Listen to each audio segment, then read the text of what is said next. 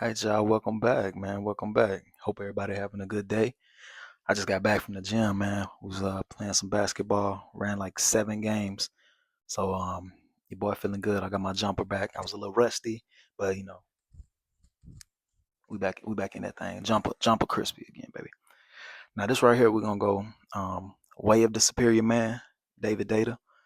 Chapter 3 is kind of short. And I'm gonna just do 3 and 4 and then kind of give y'all like the little, what I'm saying, you know how we do.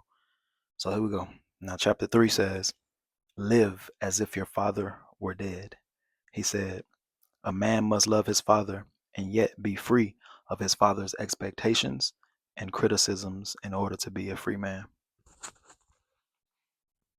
Imagine that your father has died, or remember when he did die. Are there any feelings of relief associated with his death? Now that he is dead, is any part of you happy that you need not live up to his expectations or suffer his criticisms? How would you have lived your life differently if you had never tried to please your father? If you never tried to show your father that you were worthy? If you never felt burdened by your father's critical eye? For the next 3 days, do at least one activity a day that you have avoided or suppressed because of the influence of your father. In this way, practice being free of his subtle expectations, which now may reside within your own self-judgment. Practice being free in this way once each day for 3 days, even if you still feel fearful, limited, unworthy, or burdened by your father's expectations. And that's it. Basically, what I get from this is, live as if your father was dead.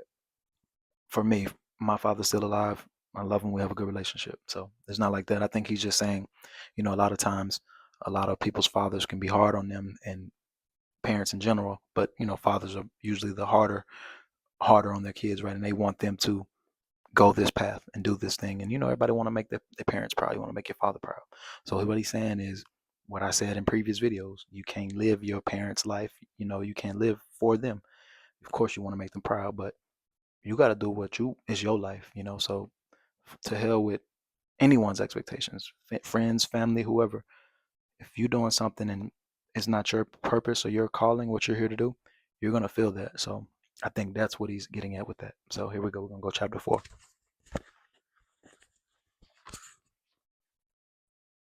Chapter 4 says, know your real edge and don't fake it. It is honorable for a man to admit his fears, resistance, and edge of practice.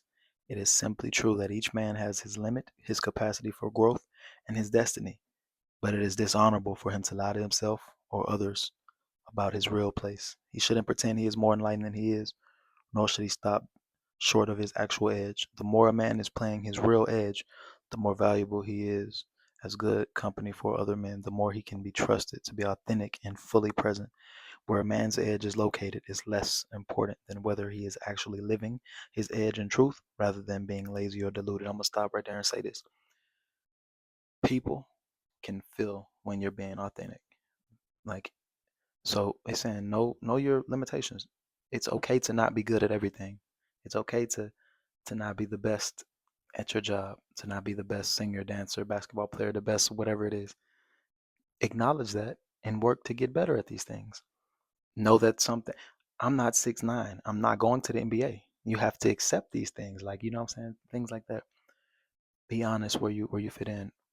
Accept your flaws, accept your areas of improvement, and if there's things that you can fix, you fix them. But don't try to don't lie about it. Oh yeah, I know this, like you know everything. Keep it honest, keep it genuine, and like I said, that carries you way further along in life than trying to fake it, man. So just always be real. Just keep it real. You ain't gotta. Nobody's perfect, right? All right. He says. He says, pick an area of your life, perhaps your intimate relationship, your career, your relationship with your children, or your spiritual practice. For instance, you are currently doing something to earn a living. Where do your fears stop you from making a larger contribution to mankind, from earning a higher income, or from earning money in a more creative and enjoyable way? If you were absolutely fearless, would you be earning a living in the exact same way as you are now? Your edge is where you stop short or where you compromise your fullest gift and instead cater to your fears. Have you lost touch with the fears that are limiting and shaping your income and style of livelihood? If you have deluded yourself and feel that you are not afraid, then you are lying to yourself. All men are afraid unless they are perfectly free. If you cannot admit this, you are pretending to yourself and to others. Your friends will feel your fear, even if you do not. Thus, they will lose trust in you, knowing you are deluded yourself, lying to yourself, and therefore likely to lie to them, consciously or unconsciously. Or perhaps you are very aware of your fears. Your fear to take risks, your fear of failing, your fear of succeeding. Perhaps you are comfortable with your life and you fear the lifestyle change that might accompany a career change, even though the new career will be closer to what you really want to do with your life.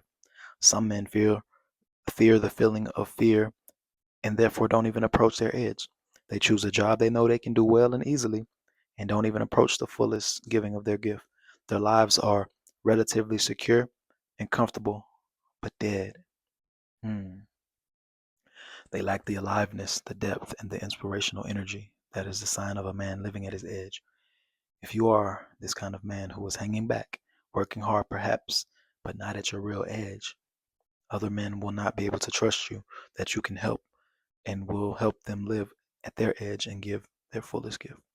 As an experiment, describe your edge with respect to your career out loud to yourself. Say something like this: I know I could be earning more money, but I am too lazy to put in the extra hours it would take. I know that I could give more of my true gift, but I am afraid that I might not succeed, and then I will be a penniless failure. I've spent 15 years developing my career, and I'm afraid to let go of it, start fresh, even though I know that I spend most of my life doing things I have no real interest in doing. I could be making money in more creative ways, but I spend too much time watching TV rather than being creative. Honor your edge, honor your choices. Be honest with yourself, then about them. Be honest with your friends about them. A fearful man who knows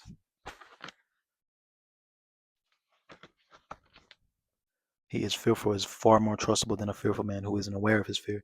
And a fearful man who still leans into his fear, living at his edge and putting his gift out from here is more trustworthy and more inspirational than a fearful man who hangs back in the comfort zone, unwilling to even experience his fear on a day to day level. A free man is free to acknowledge his fears without hiding them or hiding from them. Live with your lips pressed against your fears, kissing your fears, neither pulling back nor aggressively violating them. That is David Deida, the way of the superior man. I'm on here. I was terrified to speak on camera. I have done it now. It's been 3, 4 months now. And I'm in the Navy. I got my career. And I like what I do. Do I necessarily love it? No.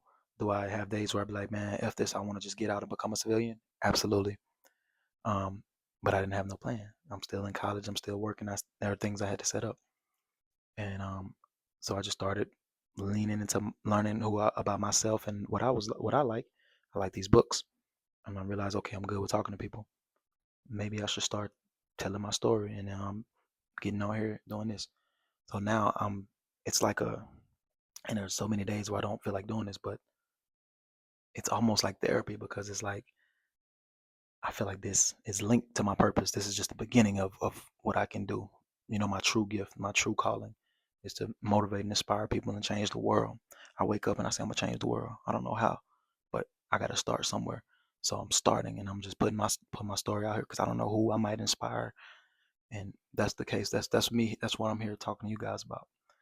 It's okay to be scared. It's okay to. I had a fear of public speaking. I don't like being in a room full of people I don't know, people staring at me. Um, when I was younger, uh, approaching beautiful women. If I see a woman I like, it's scary. It's intimidating, right? Um, when I was younger, higher ranking people in the military, it's intimidating. Like these are fears. You got to acknowledge them. The key is like you said, don't be afraid, and then you lying to yourself or the person who is, and you just don't take action at all, or you think that is no improvement to make, or that you everything got it all figured out, because nobody got it all figured out, right? So the point of this video, man, like he just saying, man, the chapter 3, he was like, live as if your father's dead. Live for yourself. Don't worry about of course you want to make your parents proud, your father proud, but you got to go your own path. So that's that one.